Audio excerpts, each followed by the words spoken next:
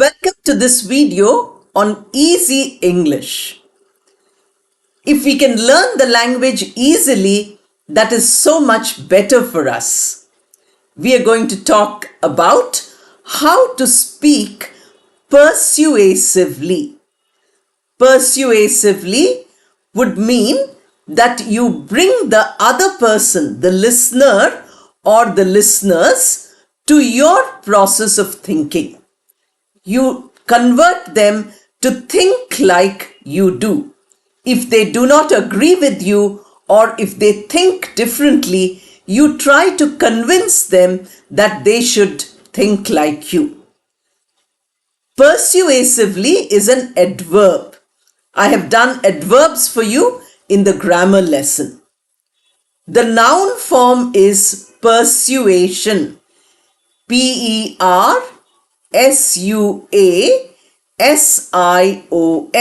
Persuasion. You can say, after much persuasion, my friend agreed to meet me. The friend said, no, I cannot meet you.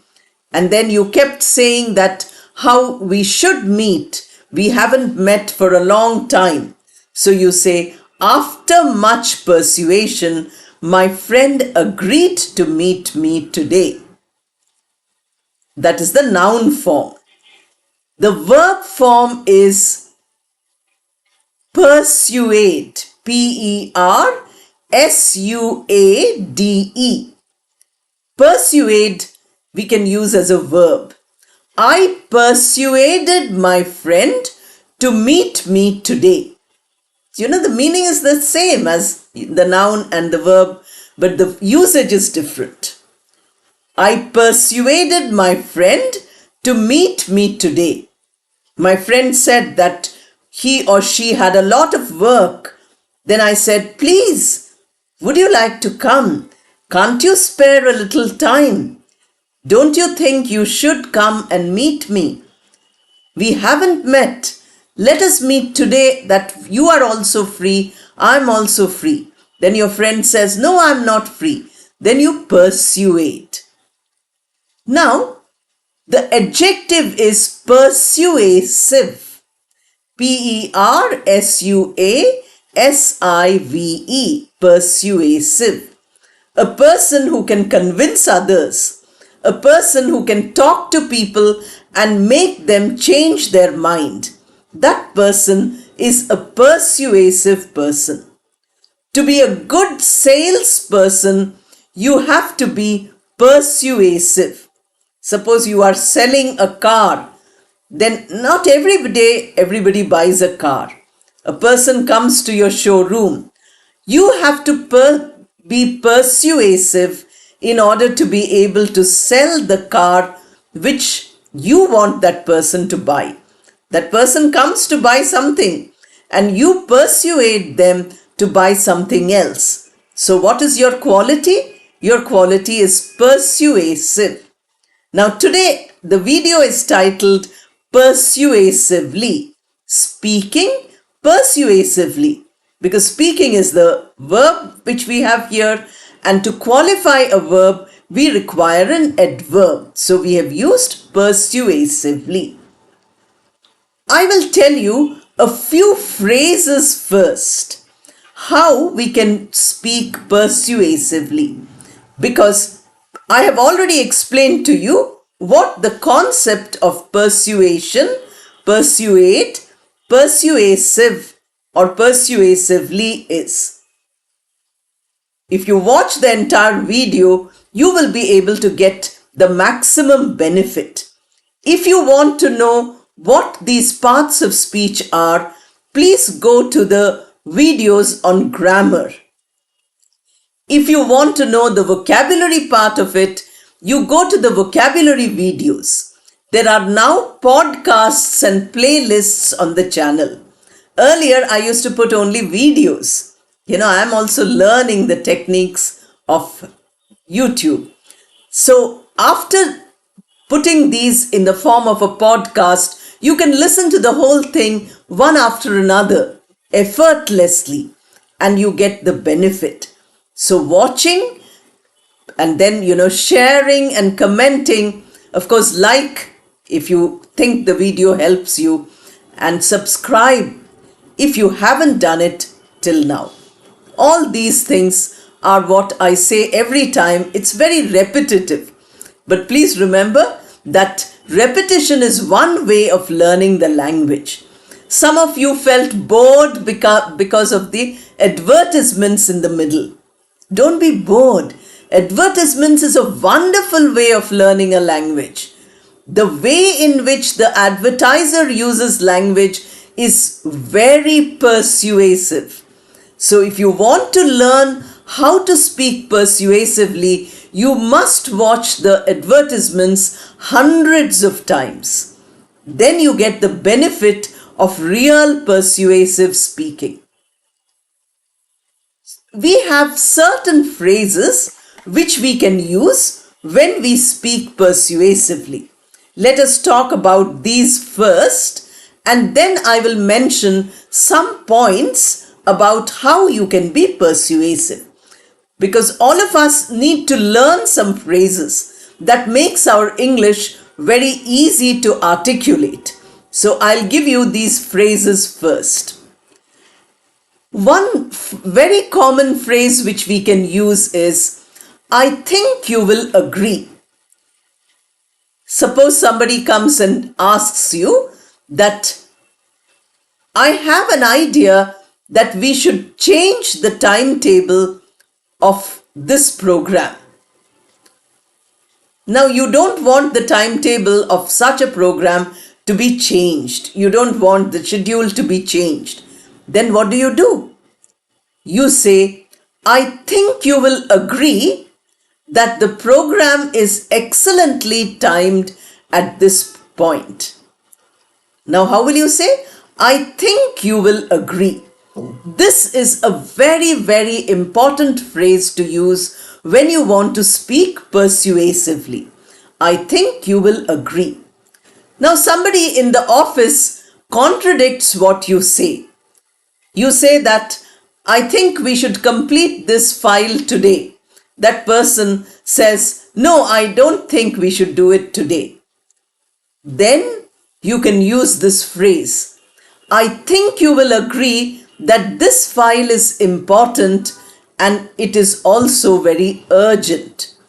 Now, instead of saying, no, the file is important, no, we should do it now, no, you must help me, these are very rude ways of expressing. We can use the phrase, I think you will agree. That is a very interesting phrase to use for persuasion. Now, I'll give you phrase number 2. I'm giving you 10 of these. Number 2 is, we hope you will cooperate. You go to a person, suppose you go to a person who is building a big complex next door. The road is getting closed every day. But during the morning hours, there's a lot of traffic on that road. So you want to persuade this person that during the morning hours, 9 to 11, there should be no obstruction on the road. The construction is huge, but you find that in spite of the construction being huge, some area can be left for the traffic. The road should not be blocked like that. So what do you say? We hope you will cooperate when we request you to keep the road free from 9 to 11. We hope you will cooperate is the phrase. Whenever you want to persuade somebody, if you start by saying, we hope you will cooperate, that has a powerful impact on that person. We hope you will cooperate. Somebody is going against you. They are doing something which you don't want them to do. Then you go and talk to them, and after talking to them, you say, I hope you will cooperate and do whatever I have suggested. That person will get persuaded. These phrases are important for persuasion. Now, we have number 3. I look forward to hearing your ideas and integrating them. Two people are fighting with each other. Each one wants to do something in a different way. You are fighting and you're saying that we cannot reconcile. Suddenly, if one person who is good at persuasion says, I look forward to hearing your ideas and integrating them, the other person will feel as though, he's being heard. And that at that point, the process of persuasion begins. The person is willing to look at your ideas also. Both of you put the ideas together. You take 50-50 from each of them, merge them together, and then you get, a new idea which has contribution from both sides. Now there is no quarrel, only there is cooperation. So you have earlier phrase also the word cooperate, here also the same idea that, you give your ideas and then we shall integrate them into our ideas. Phrase number 4. I'm sure that you can see. You say, I'm sure that you can see my point of view. Or you might, you can see the significance of what I'm telling you. The phrase is, I'm sure you can see. If you tell a person, I'm sure you can see, that person will make an extra effort to understand. If you say, I think you know, or if you say that, you already know, I'm sure you know, then that person will not make an effort to understand your point of view. I'm sure that you can see, if you say, that person's understanding becomes more open. That is what persuasively is, that you make the listener's mind open. Many of us listen with a closed mind. That is what happens to many of the YouTube videos. I find that you might watch for a few minutes, 10 minutes, and then you say, okay, that's enough.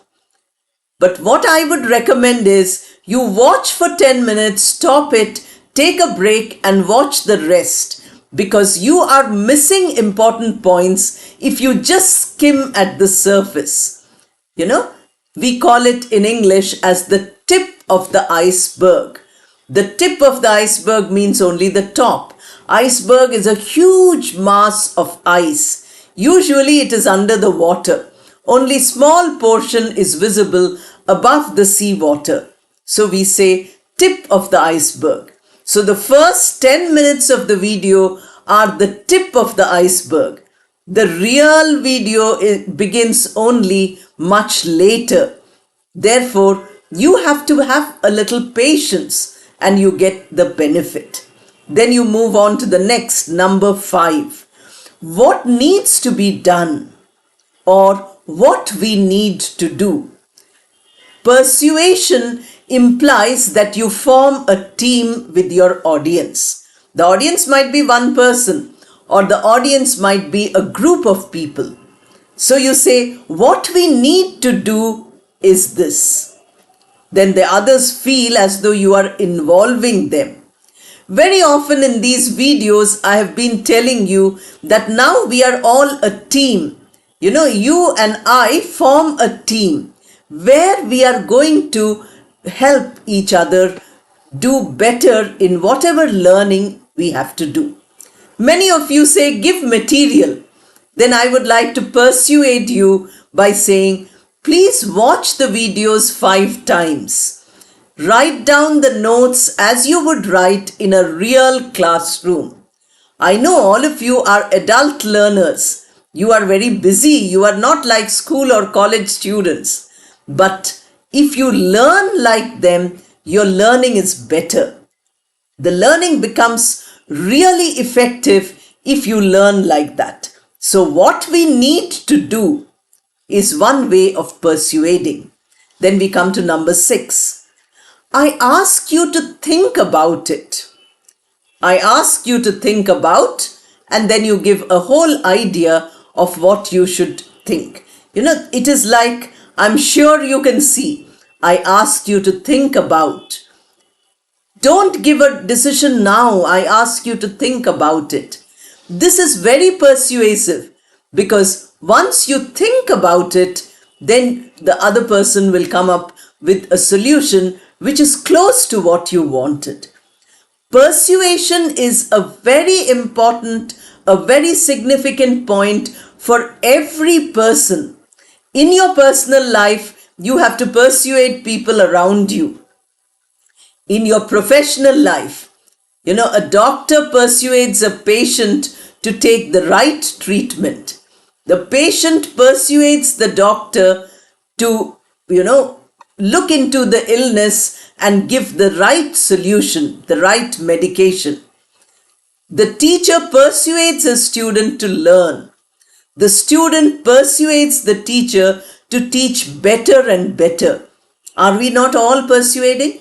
The parents persuade their children to do well in life.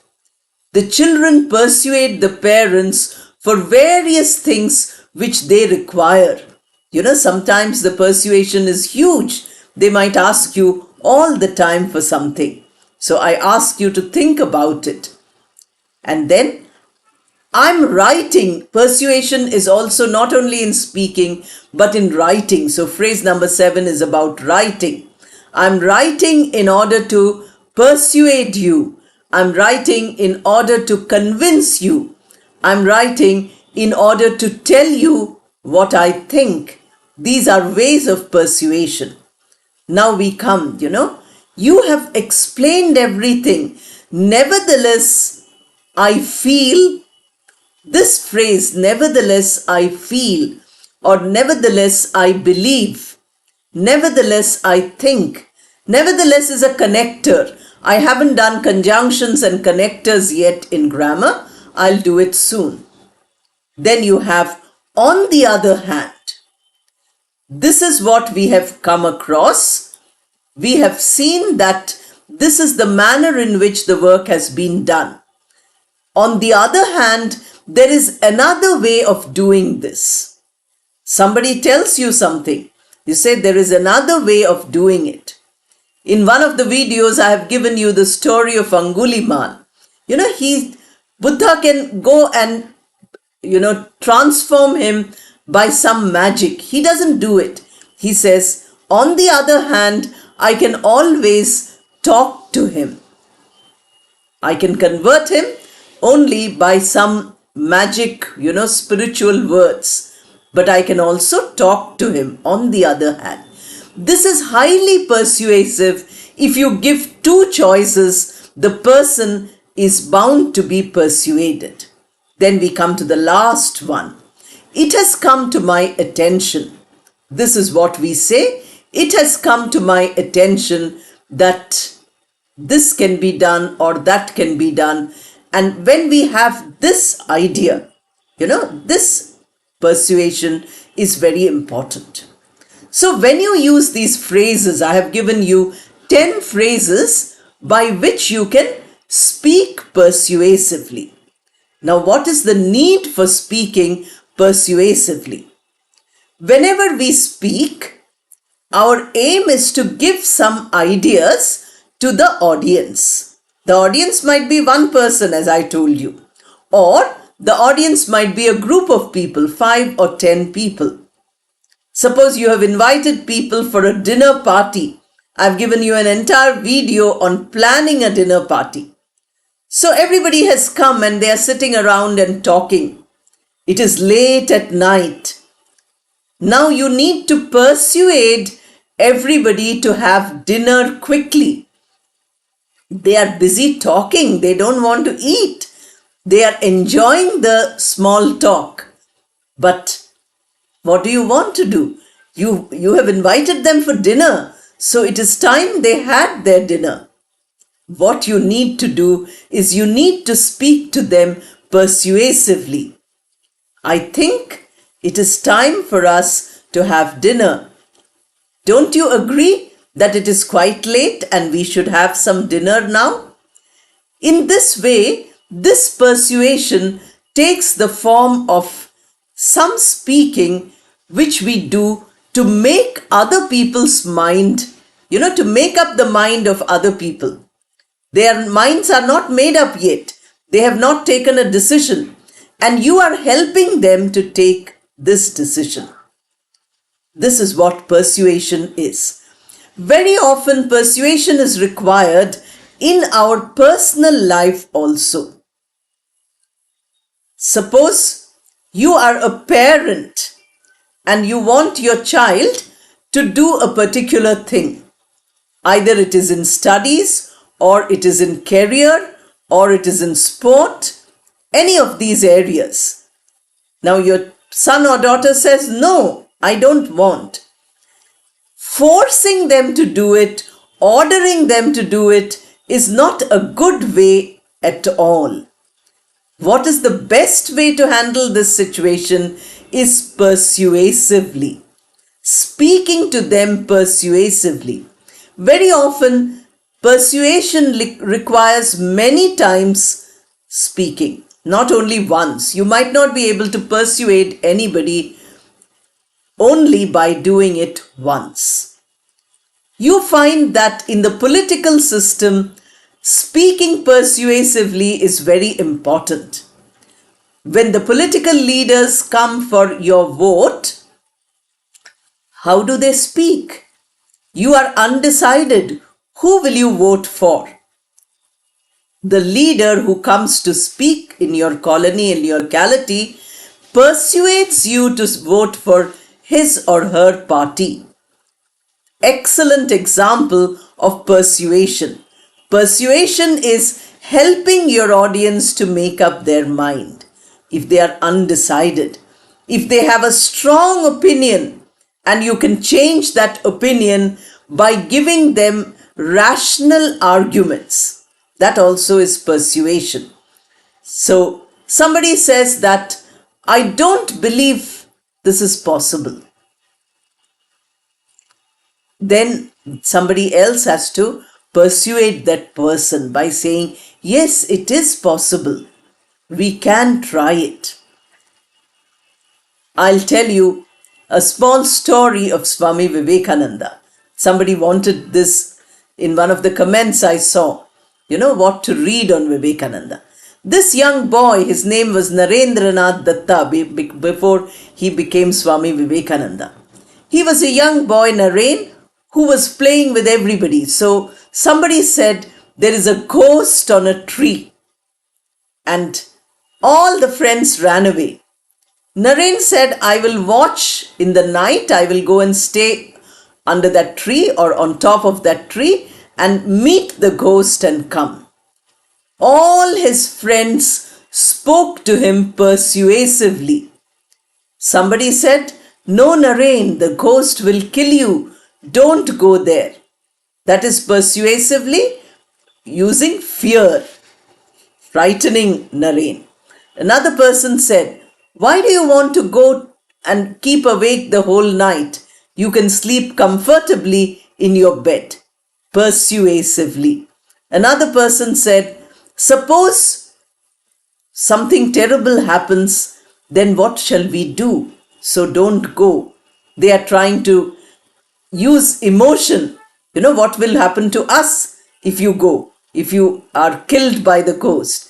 In this way, everybody uses persuasion in speaking or speaking persuasively to stop young Naren from going and, sitting on the tree. Of course, he doesn't listen. That is another part of the story I'm not telling you. So I told you this, that small children are also using speaking persuasively. In a classroom, the teacher uses a lot of persuasion. You want to give a test or an examination. The students say, "Not today, not today. We don't want a test today." Then the teacher speaks persuasively, talking to them about the importance of taking the test today. I remember giving you 3 videos on tests: beginner's test, mid-level test, and advanced test. If you take those tests even today, that is almost 6 months back, answers are also there in a separate video. If you take those tests, you can analyze what English you're learning, how much you're learning, and so on. In every video, I'm trying to test your skills. So next time you get a chance, speak persuasively in all contexts. You go to, suppose there is a function in your workplace, in your office or in your factory, there's a function. Different people have different ideas how to organize it. Then you say that let us do it in this way. None of them agree with you. Now you start speaking persuasively by telling them these are the advantages of my idea. What I'm telling you how we should organize, these are the advantages. What you have said, these are the disadvantages. It becomes speaking persuasively. So in all contexts, we can speak persuasively. You go to your boss and you want a raise in your salary. Then you can't say, give me a raise or I demand that you increase my salary. You have to speak persuasively. You have to tell your boss that I have been doing so well for such a long time. These are my achievements. These are the things which others could not have done, which I did for you. And therefore, I'm asking you to give me a raise. Unless you are able to give a persuasive argument, your boss is not going to listen to you. Suppose you want to make some changes, in your society, in your complex, in your colony. Then you have to call all your neighbors and speak to them persuasively. Let us not play loudspeakers at night. Everybody is, anything, they have blaring loudspeakers, sound pollution is there. Then you speak persuasively. Everybody understands, yes, too much sound is hurtful for the ears and it has a bad effect on the mind in the long run. So they all listen to you, they agree with you, and they are willing to be persuaded. So since they are willing to be persuaded, you persuade them. Practice persuasive speaking in an easy way. That is what the video is about.